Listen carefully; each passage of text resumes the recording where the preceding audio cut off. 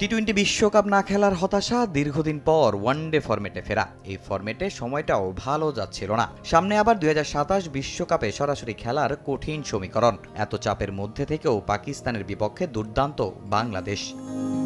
Men in গ্রিনের বিপক্ষে টানা 2 ওডিআই সিরিজ জিতেছে টাইগাররা। 2-1 সিরিজ জয়ে র্যাঙ্কিংয়ে উঠে এসেছে 9 নম্বরে। তৃপ্তির ঢেকুর তুলছেন বোর্ড কর্তারাও। আমরা যে বিসিএল ক্রিকেট খেলেছি, আমরা যে ন্যাশনাল টিম ভার্সেস বিসিএল এর rest of the team players নিয়ে খেলেছি, এই খেলাগুলো খুব কাজে লেগেছে। 2-1 সিরিজ আমরা জিতেছি, যেটা কিছুটা চাপে আমাদের থাকতে হয়েছিল, কারণ এই সিরিজ জেতা, ম্যাচ জেতার সাথে বিশ্বকাপে যোগ্যতা অর্জনের ব্যাপার ছিল। তারপরে আমি বলবো যে খুব ভালো ক্রিকেট আমরা খেলেছি এবং আশা করছি যে এটা ক্রমাগত আরও ভালো হতে থাকবে।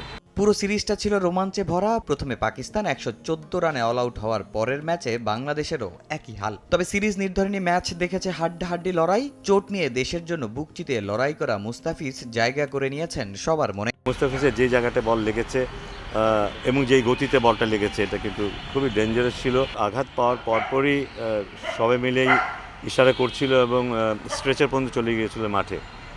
সেখান থেকে ও যে আবার বল করবে এটা চিন্তাতেই ছিল না। এটা শুধু ওর জন্য না, দলে যারা আছে সবার জন্যই ওর অনুপ্রেরণার। কিন্তু দল শুধু বলবো না, আমরা বাইরে যারা আছে আমাদের জন্য অনুপ্রেরণার, যে এমন একটা সিচুয়েশনেও একজন হাল ছেড়ে দিচ্ছে না। পাকিস্তান সিরিজে মিরপুরের স্পোর্টিং উইকেটের প্রশংসা সবার মুখে। টাইগার ক্রিকেটাররাও প্রমাণ দিয়েছেন হোম কন্ডিশনে এমন উইকেটেও সিরিজ জয়ের সামর্থ্য আছে তাদের। ক্রিকঅপসের মতো এটাই তাদের বড় সার্থকতা। 17 এপ্রিল থেকে শুরু হতে যাওয়া নিউজিল্যান্ড সিরিজেও থাকবে এর ধারাবাহিকতা।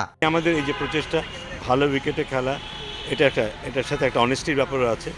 আমরা হোম কন্ডিশনে স্লো উইকেটে ডেকে নিয়ে এসে জিতে যাচ্ছি। আমার মনে হয় এর মধ্যে খুব বেশি কৃতিত্ব আছে। মানে একটা এমন একটা কন্ডিশনে খেলা যেটা ওদের জন্য যে আমাদের জন্য তা, সেখানে যখন আমরা জিতবো সেখানে কৃতিত্বের ব্যাপার আছে, সেখানে দলের কনফিডেন্স আরও উপরে উঠবে।